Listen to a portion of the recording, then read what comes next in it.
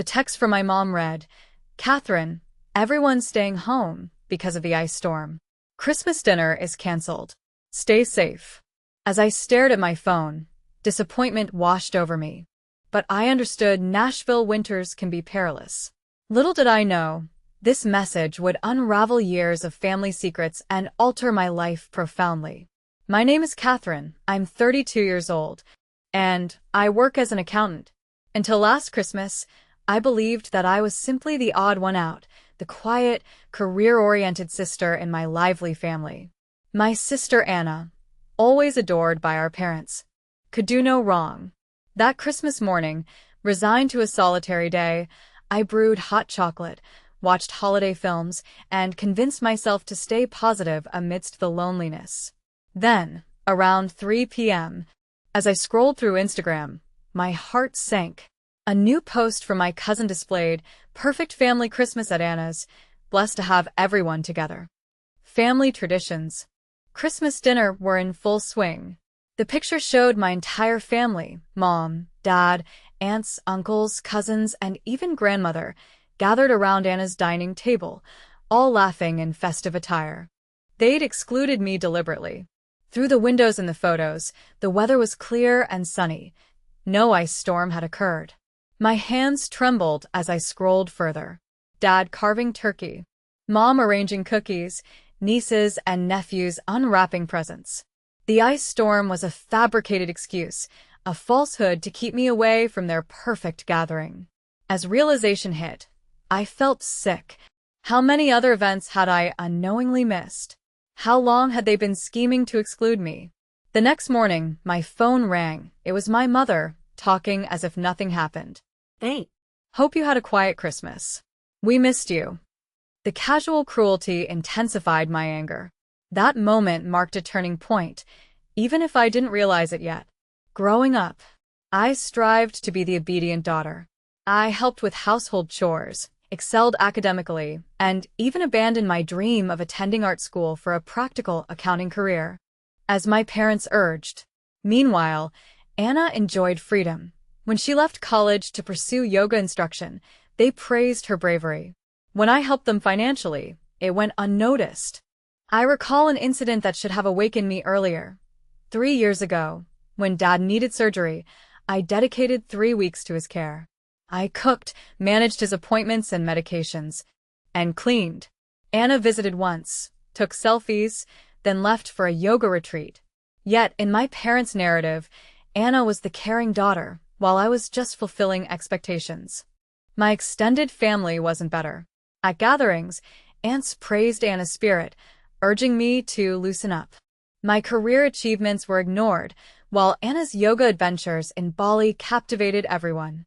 I reassured myself it didn't matter, telling myself they loved me in their own way. Last month, after I spent hours helping prepare for Thanksgiving, I heard my mom credit Anna for everything while accusing me of idleness. Silently, I endured. When Anna announced she would host Christmas, I offered to assist, but when I asked to help with the planning and cooking, she dismissed me by saying she wanted everything to be perfect. I should have recognized the signs then, but I was trying so hard to believe in the illusion of our happy family. The truth is, I've spent my entire life seeking their approval, making excuses for their behavior, and pretending not to notice when they would leave me out of spontaneous family gatherings that everyone else somehow knew about. I convinced myself that if I just put in more effort, worked longer hours, and gave more of myself, they would finally see me as worthy of being part of their perfect family image. "Hi, honey. Hope you had a peaceful Christmas. We missed you." My mother's falsely cheerful voice made my stomach churn. I tightened my grip on my phone, staring at the Instagram photos still open on my laptop. Clear evidence of their perfect family gathering from which I had been deliberately excluded. Really? I managed to keep my voice steady because Nina's social media posts showed everyone having a great time at Anna's house. Everyone except me. The silence on the other end of the line was deafening. I could almost envision my mother's face, assuming the familiar expression she wore when caught in a lie yet already crafting excuses. "Oh, well," she stammered. "Anna organized it at the last minute, and you know how you can be at gatherings. always so quiet and making everyone uncomfortable. We just thought. Thought what? I pressed her. That it would be better to lie to me and make me spend Christmas alone while pretending everyone else was doing the same? Don't be so dramatic, my mother sighed. We were trying to avoid any awkwardness. You know how Anna wanted everything to be perfect. That's when it hit me. All the past canceled events, the plans that had mysteriously fallen through. The family photos I'd later see on social media. This wasn't a one-time oversight. It was a repeated pattern. How many times? I asked, my voice barely a whisper. How many other gatherings have you lied to me about? Another telling silence. Then, Catherine, you're being oversensitive. This is exactly why. Why what? I interrupted. Why you exclude me? Why you only acknowledge my existence when you need something? Why Anna is the perfect daughter, while I am treated like an inconvenience? That's not fair, my mother protested weakly. We love you both equally. It's just that Anna makes an effort to be part of the family. You're always so busy with work. I laughed bitterly. Busy with work? You mean busy helping pay your mortgage? Busy taking care of Dad after his surgery? That kind of busy. Listen, my mother's voice turned stern. If you're going to be like this, maybe it's better if we give each other some space. Call me when you're ready to be reasonable. The line went dead. I sat there, staring at my phone as 32 years of memories suddenly shifted into sharp, painful focus. Every excuse, every dismissal, every misunderstanding, it had all been deliberate. I wasn't the problem. I had never been. That was the moment I stopped making excuses for them, the moment I finally saw the truth. I didn't have a real family. I had people who shared my DNA, but treated me like an afterthought. After that phone call, something inside me broke. I was done being the family's doormat. I opened my laptop and started drafting an email to my entire family, parents, sister, aunts, uncles, cousins, everyone who had been at that Christmas dinner. My fingers flew across the keyboard as years of pent-up feelings poured out. I've seen the photos from Christmas dinner. I wrote. The dinner I was told was canceled due to an imaginary ice storm. I want you all to know exactly what you've done. You didn't just exclude me from a family gathering. You orchestrated an elaborate lie to make me spend Christmas alone. I attached screenshots of my mom's stay home. Everyone's doing the same, text messages along with the social media photos showing their celebration. I hit send before I could second-guess myself. The responses started flooding and almost immediately. Aunt Marie asserted that they neglected to inform me about the change in plans. Uncle Robert mentioned that my reaction was exaggerated. My cousin Na, whose social media post revealed their deception, swiftly removed all the holiday pictures and messaged me, claiming I was making a fuss over nothing. Then came Anna's reply, a lengthy, patronizing email criticizing my lack of effort at family events and justifying her desire for one flawless holiday. Shockingly, she implied that excluding me was beneficial for me, as I seemingly don't appreciate family gatherings. However, it was my parents' behavior that truly unveiled their nature. Rather than apologizing, they became defensive. My mother began contacting mutual friends, fabricating a narrative of me experiencing some emotional crisis. My father then sent a warning email emphasizing the importance of family privacy and condemning my actions, of exposing our private matters. You've really caused a mess now, Anna texted, stating that Mom was in tears. Everyone was distressed, and it was all my fault for not accepting that perhaps I was the issue. This is exactly why we excluded you from Christmas, she claimed. I felt as though I was in an alternate universe. They intentionally left me out and deceived me, yet somehow I became the antagonist for revealing their actions. The more I defended myself, the more they distorted the story. When I refused to back down or apologize, their hostility increased.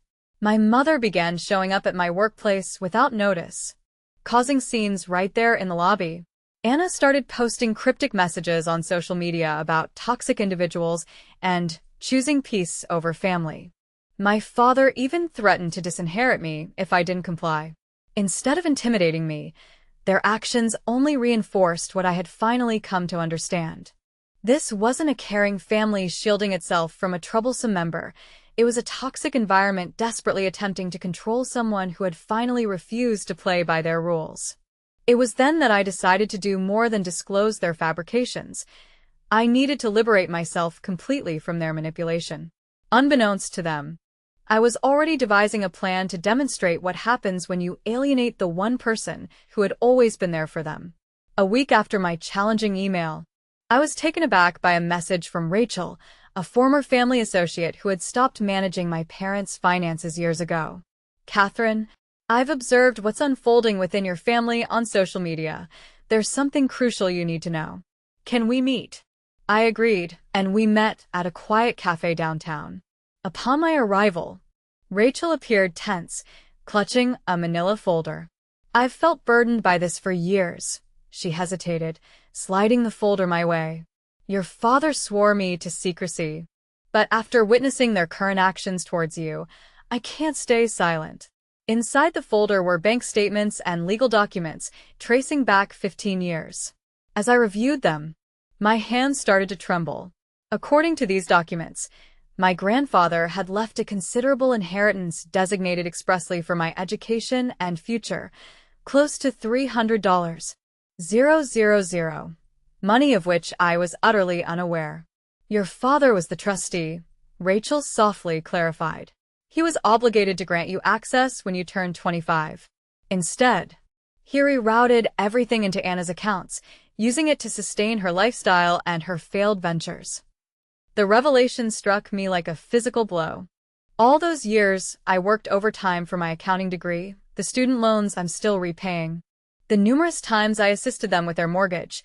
They'd been withholding my inheritance all along, spending it on Anna. "There's more," Rachel added. "Your grandfather also bequeathed properties to be divided equally between you and Anna. Your parents sold them using the power of attorney document you signed at 18. Remember when they said it was for medical emergency decisions?" I felt nauseated as I realized how the document I signed in trust, they had been given full control over my financial affairs, allowing them to deplete my inheritance bit by bit, all while accepting my financial aid for their expenses and instilling guilt in me for not contributing enough to the family. The financial statements revealed frequent transfers labeled as business investments to Anna, using my inheritance to fund her ventures like yoga studios and retreats in Bali, endeavors they praised her for, all while belittling my stable accounting career. When I confronted Rachel, my voice trembled slightly. "Why are you telling me this now?" "Because," she replied, "I saw your mother's social media posts making you seem unstable and unappreciative. They aim to undermine you before you discover the truth. Catherine, they've been stealing from you for years. What they've done isn't just unethical, it's illegal." Suddenly, everything made a horrible sense. Their repeated attempts to portray me as the unreasonable one, the threats to disinherit me when they had already taken my inheritance, their need to uphold Anna as the accomplished sister while casting me as the difficult one. I carefully sealed the documents back in the envelope, mind racing. "Thank you, Rachel," I responded, knowing exactly what I needed to do. This wasn't just about a ruined holiday anymore. It was about unmasking years of deceit and theft. As an accountant proficient in tracing financial fraud, I was in a unique position to ensure they faced consequences. With Rachel's documents, I spent the following week meticulously piecing together my case. My expertise allowed me to uncover every unauthorized transfer, every document manipulated under power of attorney, and every fraudulent paper. I also enlisted Sarah Chen, an attorney specializing in estate fraud, to examine everything. "This is a clear case of financial exploitation," Sarah affirmed. "We could press criminal charges if you'd like." I weighed my choices thoughtfully. A criminal case would ruin my family's reputation, though they had already shattered our relationship. I resolved to grant them one opportunity to rectify their wrongs. Sending an email to my parents and Anna, I requested a family meeting to reconcile our issues. They accepted eagerly, likely believing they could sway me back into compliance. We agreed to meet at my apartment the coming Saturday. On the morning of the meeting, I prepared 3 folders on my dining table, one for each of them, containing comprehensive evidence of their fraud and a letter from my lawyer presenting their options. Either return all remaining funds to me and admit their wrongdoing or face criminal charges. They arrived at my place looking smug, expecting an apology from me. My mother began confidently, "Catherine, we're elated you've come to your senses." I interrupted by sliding the folders across the table. "Before anyone says another word, I recommend you read these," I challenged. Color drained from my father's face as he flipped through the documents. Anna's hands started to tremble. Trying to maintain composure, my mother accused, "This is absurd. You're trying to blackmail your family." I let out a cold laugh. "No, I'm offering you a choice. Return my inheritance and own up to what you did, or I'll let the authorities decide." Rachel's already agreed to testify. "Rachel had no right," my father began. "You had no right." I cut him off. "You stole from me for years while watching me struggle. You abused my power of attorney to sell property belonging to me. You financed Anna's lifestyle from my inheritance." Anna wept. "I didn't know. They claimed it was their savings." I responded calmly, "Don't lie. The transfers were made directly to your accounts. You knew exactly what was happening." Seeking a different tactic, my mother pleaded, "Think about what this will do to the family. What will everyone say? You should have thought about that before." I accused them of stealing vast amounts from their own daughter, demanding they had 48 hours to either sign the confession and arrange the transfers or face the police. My father hurriedly led my distressed mother and sister away. Quickly, the family group chat buzzed with messages from relatives showing support for them. I remained composed, armed with the truth and evidence. The ball's in their court now. I told Sarah over the phone that evening, yet doubting that they would choose wisely. Prepared for the outcome, I knew they had already granted me the best gift, freedom from their control. As I anticipated, the 48-hour period passed, revealing my family's preference for pride over honesty.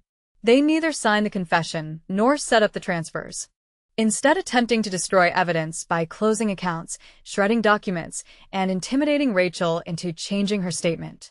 However, unbeknownst to them, I had already given all the evidence to the authorities. The day following the deadline, I filed charges, and by afternoon, police arrived with search warrants. Watching the events unfold from my office, I saw my father taken in handcuffs from work. Anna's yoga studio was seized, purchased with stolen funds. My mother's elaborate social media persona shattered when she was detained during a charity event. The family chat revived with a different tone. Relatives were silent as the truth became a public record. The local paper detailed the prominent family's fall from grace, their years of maintaining a facade undone in a day. Later, Rachel sent me a message. "You did the right thing. Your grandfather would be proud." She was right. This was now about justice, not revenge. Observing my family's elaborate deceit unravel, I felt relief more than joy, as the truth surfaced and I was liberated. A year later, settled in my new Denver home, I watched snow fall peacefully outside. The court case had wrapped months ago. Both my parents accepted plea deals, agreeing to financial restitution. Anna's yoga empire was no more, and she took a job as a receptionist. The perfect family image they curated for years dissolved. Many relatives ceased communication with me, but I found I didn't miss them. I had formed a new network of genuine friends who cherished honesty over appearances, colleagues who recognized my dedication, and even some distant cousins who apologized for their past behaviors. Last week, Rachel visited with an old photo album she found while organizing her office. Among the photos were cherished moments with my grandfather, including one where he taught me to fish. "He always said you were the strong one," Rachel mentioned, noting that he believed I could rise above favoritism. I gently touched a photo, remembering his kind smile. His legacy had provided not just monetary inheritance, but also instilled in me the courage to stand independently and build a life on my own terms. Sometimes, the most meaningful revenge isn't about getting even, it's about gaining freedom.